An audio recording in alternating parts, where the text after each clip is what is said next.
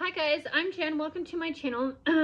This video I wanted to make about grifting and growing. And so grifting to me is what I've experienced in the past is a lot of the people that did not want to respect my boundaries or respect me or be considerate of me and my time, space, whatever.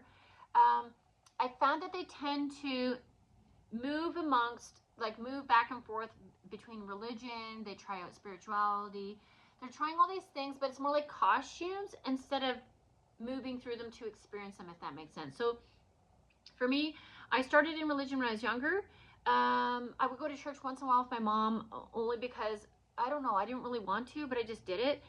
And outside of that, that's where my religion was. That's the last of it, right? And then so I really grew out of religion and irritated with it because I just didn't like what was happening in it, to be honest. I just thought it was very, a lot of talk and no action. That's just my experience. I'm not saying all religion and Christians are like that, because I see a lot of action in some of the Christians I've experienced since then. And so for me, it's more like the belief systems around it.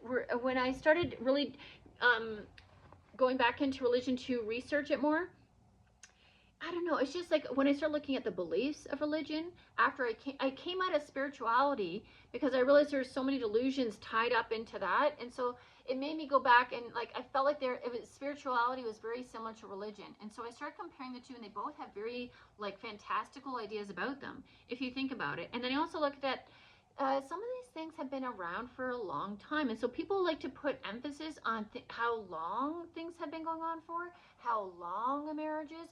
But in reality, I have seen marriages that have been around a long time and were hugely dysfunctional.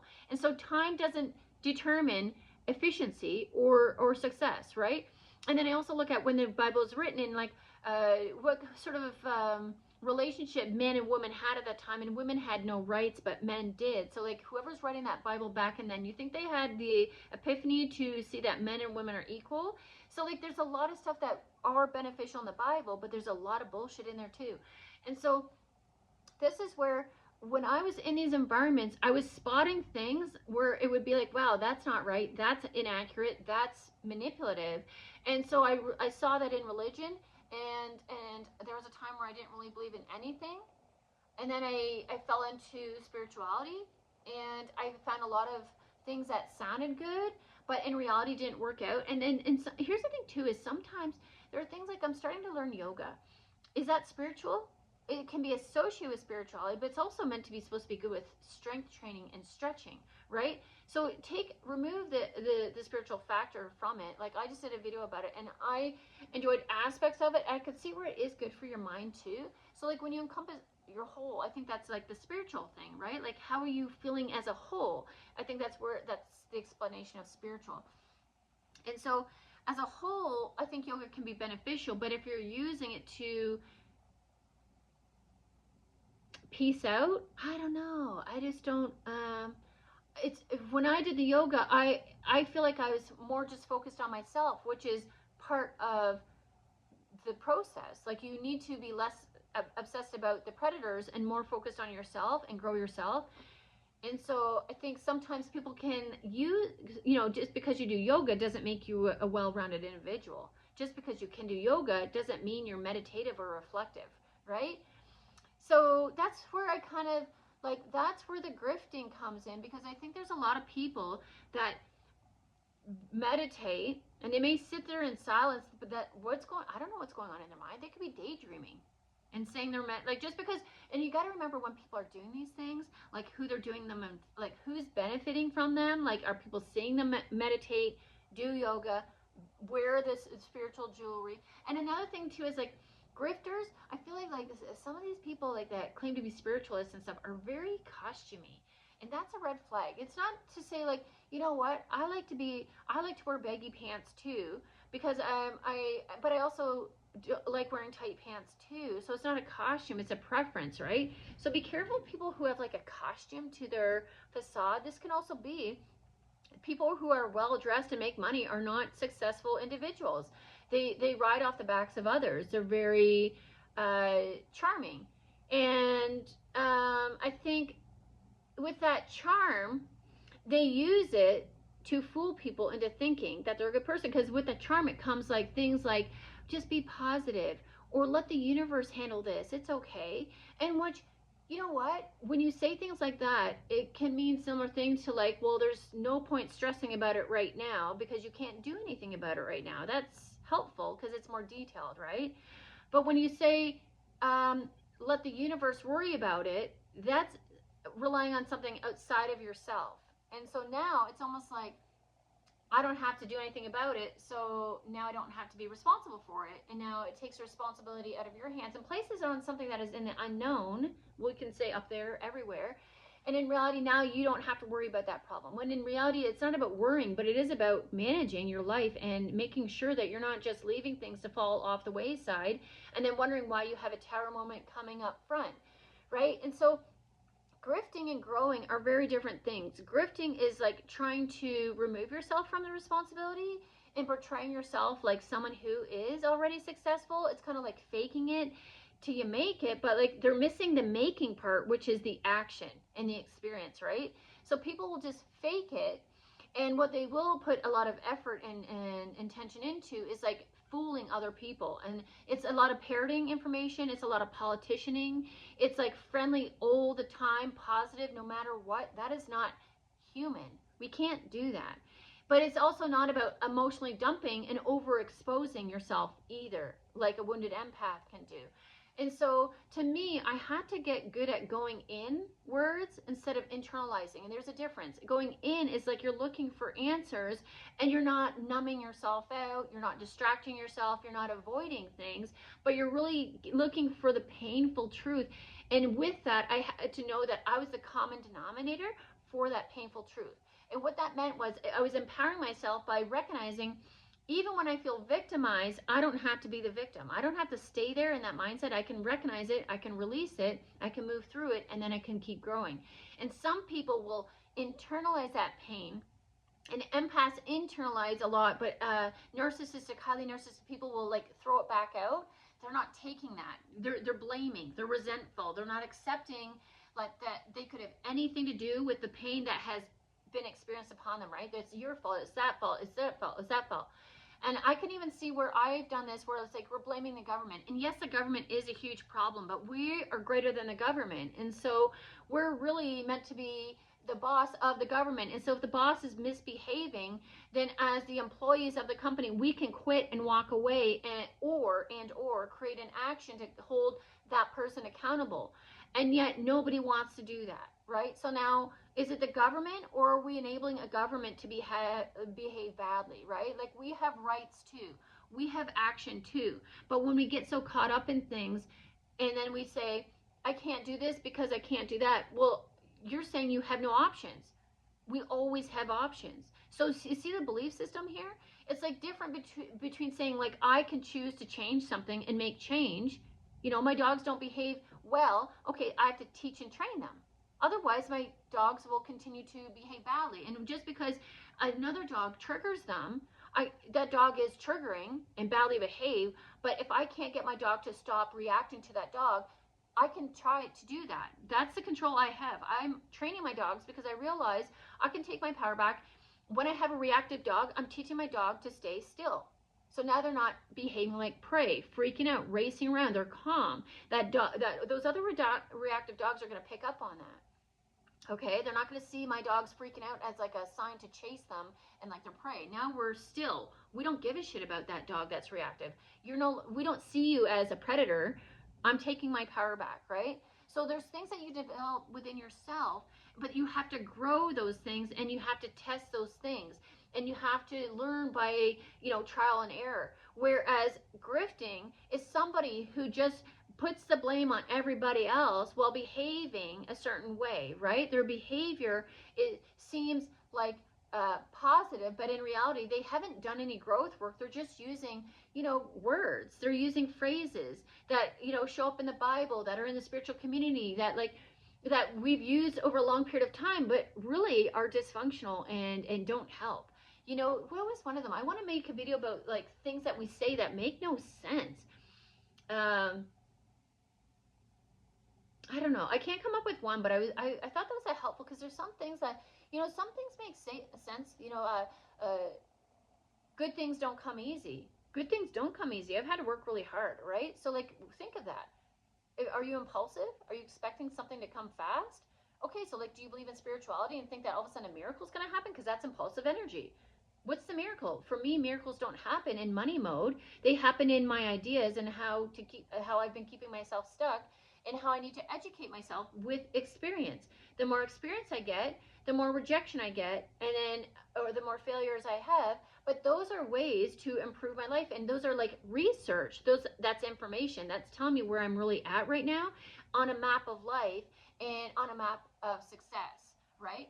And so if you can't handle rejection and you're always spitting it back out in a resentment form or a blame game, then you have now become the problem, right? And you can dress it up with a smile and a friendly face as much as you want, but your actions are showing something different. And so you have to see this in other people as well, people who are growing and grifters. What do they do when you have to put up a boundary? How do they respond?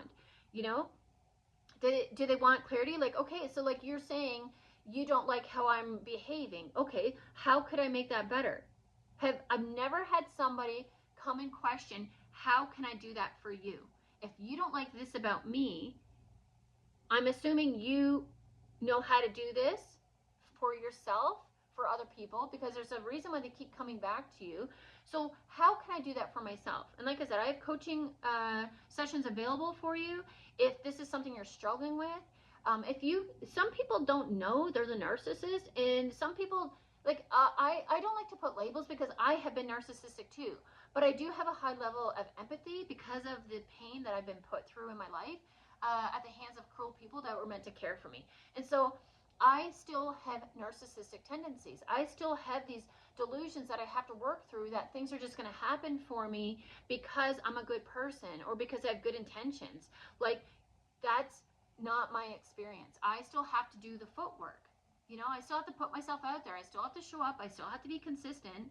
Now, because I've done the work, behind the scenes, when I get out front of the camera, could I get faster results because I'm doing a lot of work in the dark instead of like up, you know? Here's the thing, like, there's a lot of times where I pulled myself off camera because something was feeling off and I didn't feel confident in the messages that I was portraying. One of the reasons why I took the cards away, because there's still an element of confusion with them. It still didn't feel authentic to me, and it didn't feel accurate, and that's why I removed the cards, because it can really give you a lot of like hopeful messages, but if that's not your timeline, that can leave you going high. It's just as bad as going down low.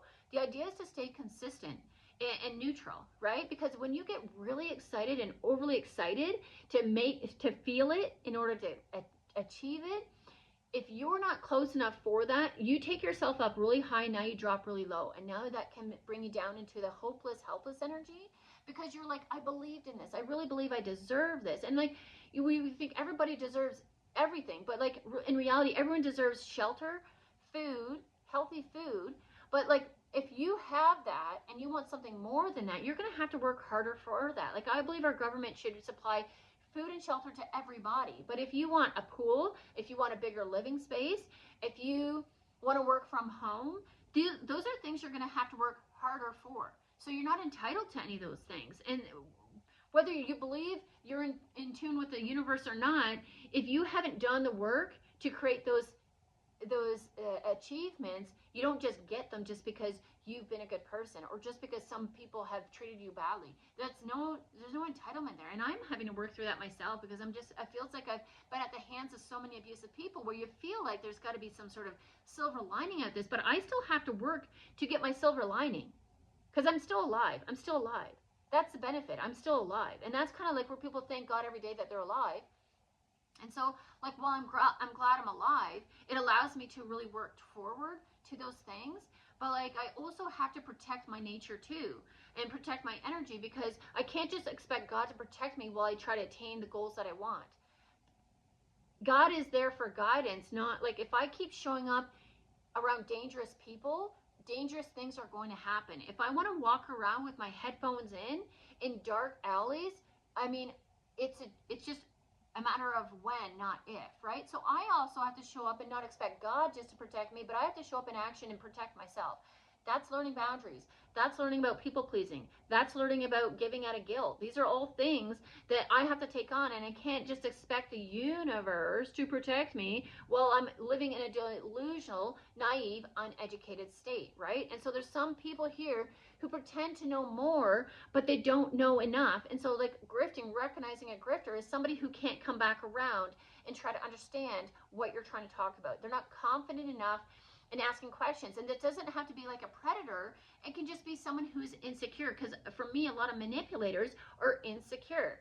I'm insecure too, but I'm a grower because I'm looking for those answers, and I'm not going to stop until I get them. It's who I am, right? Because I've seen the benefit. And when I improve my life, not only do I improve my life, but I have something to give back to my kids so they can improve their life.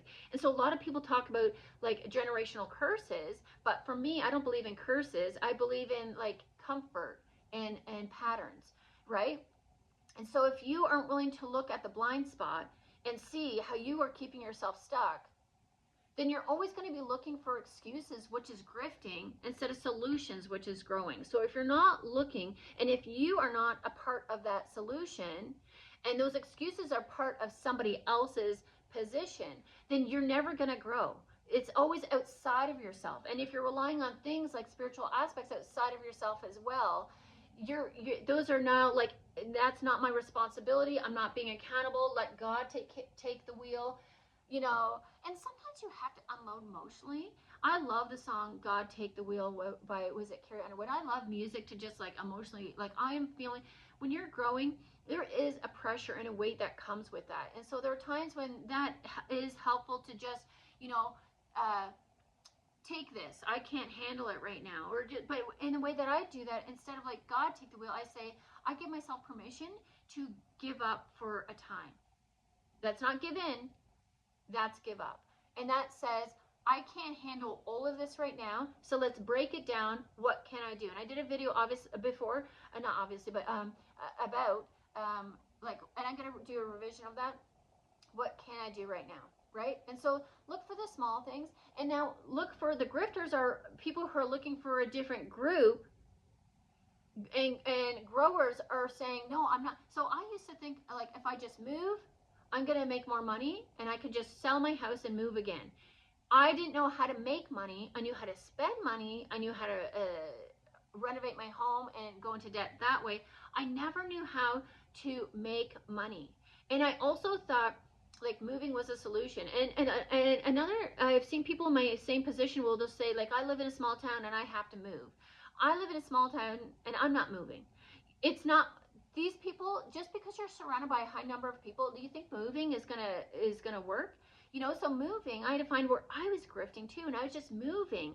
And I was like, moving is not helping. Moving is not solving my problems. Moving, these grifters, they're like, I feel like there's like a high concentration of pride and ego versus like an empath who is like experiencing pain and maybe just doesn't have the answers and the education to acknowledge like, I've been abused and now I'm becoming the abuser. If I don't do something about this, I can't, like, if you stay in victim mentality, that's where you become grifting. I do believe that can happen. And so it's more like abused to abuser. And so if you don't recognize how the trauma and PTSD and the effects of the abuse are keeping you in a victim mentality, you can be in that same boat. And then you also, I think that can also happen where you're grifting because you're looking for answers, but you're not, it's outside of you, you know? It's answers outside of you, and you're not trusting your internal compass. And part of that internal compass is, think about when you're hiking. You need a tool to put out there, maybe to check the wind, maybe to check the trees for the moss that grows and giving you direction. Maybe it's checking your compass to see where's the magnet pulling me. And sometimes I've been pulled with that magnet towards past patterns just to get more information, to be like, no, this is really still not for me. And like, I'm getting information of why that's not for me. And so some people who are grifting will just stay in toxic environments and never get out of them because they just can't acknowledge. I do believe there's like a wounded empaths are way down low where they overthink and they overgive. And like the ones up high who have put themselves on a pedestal to fake it but never make it. I mean, they've made it but not really made it. I do believe that they have a tendency to like have a God complex. And I, being around a narcissist, also have had God complexes, where, you know, even with the cards, like, while they can seem, they're like the Bible, they can seem like to have a lot of positive messages in there, but to think that I can tell you what's happening for you is delusional. I've never wanted to use them for fortune telling, but I had to recognize in my readings where there's still like an element of telling somebody what was happening for them. Like, I don't know who's going to watch my message, but you understand there are narcissists and empaths watching card readings. There are narcissists and empaths that are watching content, not understanding that they're narcissistic. So this is why I also don't like labels, because I do believe it's we all have areas to grow. We all have areas of immaturity, and we all have areas of lack. And so I think it's important, like, it's just how much you work on that to become better. And I also think there are times when the people that I deem very narcissistic, they don't care if they spill on you, where a wounded empath doesn't want to burden themselves because they've been made to feel a burden in society. And so there are differences there, but we both can be messy. We both can do things with the wrong intentions or ulterior motives, and that are damaging. And so I think that's a difference. Grifting and growing is doing the same thing, but in different, thinking you can do it in different groups, in locations. Like, if you're going to move away from your problems, your problems are going to follow you. So like, I did that, and I consider myself a wounded empath that is working away from and neutralizing in centering myself between the two, right? Where, because I think you do need to be narcissistic, you need to have belief in yourself, or else you're never going to be able to put yourself out there. So it's just like these highly concentrated narcissists think that they should get the attention and the spotlight without doing the work. And that's why they think that just being them is good enough. And sometimes in spirituality, that's the message. Like, you're good enough as you are. Okay, you accept yourself as you are, and that's wonderful. But for me, let's just put that into my weight and my health. If I would have just loved myself as I was, then I wouldn't have done anything about the 20 pounds I've gained, and recognized that as a problem and realized there was a situation happening. Oh, with age, you gain weight. No, you don't. You don't have to. You don't have to. And if I would have just written off my hormonal issues as just premenopausal, and my heavy periods as whatever hormonal imbalances, I wouldn't have looked into cortisol and insulin as a factor of hormones, right? Those are players too. And so when you look at these things, you learn to not accept the acceptable, and you learn how to work and grow yourself, and realize that is a victim mindset that keeps me stuck, and those are not real answers. Those are conclusions that somebody who didn't want to grow came to, and it gave and handed out in pamphlets to everybody in these different, you know, books and academics and theories. And so I had to keep growing, and I had to realize, like, I had to put myself past the adults in the room, so to speak, in those areas, and I had to find my own answers. And that's a God complex in a positive way, because I'm doing the hard thing while I'm being targeted by others, but I'm holding my line. I'm having faith in my path. When I'm getting closed doors saying no, I'm realizing those people don't want answers, they want excuses. And there's going to be people out there who see what I'm saying, and there's something that intrigues them, because I planted a seed, because their soil is receptive and they're looking to grow. They're not looking to, you know, there's sometimes you get a sting in that garden and you realize, oh, okay, like, I really had that belief, I was living my life like that, and now I have to undo all this stuff and, like, pay attention to the karma and do different. That's painful. That makes sense. Grieve that. Life is painful, but it doesn't have to be painful for a long period of time. You can find ways to be better, become better, and, like, detach and not take it so seriously as a deep hit, right? And that's what I'm learning to do with my emotions. So if you need help with this, be sure to book a coaching session. I'm looking at offering group sessions online. The only problem with that is it's going to be a group of strangers, and you're going to be talking about vulnerable things. And sometimes I find putting myself out in a vulnerable place is not a negative thing if you know how to protect yourself, right? So it's not necessarily a negative, but just knowing that a one-on-one is just me and you, and a group session would be, I'm looking at 4 to 6 people. And what that would entail is also, I've never done a group session like that, so I have to get experience, and that is going to be a challenge for me. I am getting better with my boundaries and calling people out without, jumping on them and attacking. Not that I did that before, but I'm working on my tone, and how to do that. So if that's something you're interested, I think I'm actually going to start doing that. So I'm trying to think what else is in here. Grifting. Pay attention to people's actions. Like, are they just saying things or do they live it? Because the thing is, there was a time when I'm like, I'm doing this, and I realize I'm kind of doing it. I'm not completely doing it. This is in attending to my diet. So like, there are times when I make excuses where, you know what, I'm eating keto, but then I would fall off the keto wagon, and I would go consume a cheesecake with sugar because I felt so much, I felt unsafe, insecure, and I'm like, I needed a comfort food, right? So now I can't do that. So like, it doesn't mean I'm grifting. It means that I'm growing. And so effort, that's what I'm trying to get at. Make sure people are growers make effort to understand, and it doesn't feel like you're pulling teeth. You're not getting paid to do dental work. You don't need to pull teeth to get information. And so a grifter, they don't like confrontation. They don't like communication, and they don't like clarity. And so that's the difference between someone who's trying to understand you and maybe they don't have the skills yet. You're going to see an effort for them to try to learn and try to question. And they have to put themselves out there in order to be rejected, and that is part of growing. And so if someone is not good with rejection, it means they're comfortable in their patterns. And so that can see the intentions. Sometimes people don't have bad intentions, but they haven't done enough work to where they're not damaging to you. And so it's kind of like based on a percentage, like how safe or unsafe are there? And that's why I don't like putting labels, because I do feel like there's a lot of lack of information out there. And while yes, I have looked for it and I found it and I'm in it actively, that doesn't mean everybody has the same experience as me or the same passion, right? And sometimes you don't know how important it is. Yes, this affected me first to make me want to do something different, but it was also like I was hurting my kids and I could see that they were being hurt by my choices. And so I started for them, but I'm following through for me and them, right? You need to be able to, a grower says, I'm doing this for me, I'm not doing this for anybody else. And I'm looking for answers because I believe I deserve better. And some people just want what they want when they want it. That's very impulsive. They're very in and out, and they're very love bomby. So pay attention to that. Someone who is overly complimentary is looking to get something from you. So like, they shouldn't have to compliment you. They should just be able to show up and say, hey, I'm interested in what you're doing. Because here's the thing, I just had a situation with my car where the salesman was super slimy in the way that we were having problems. He wasn't finding solutions. He was making excuses. I had to take my car back there 3 times.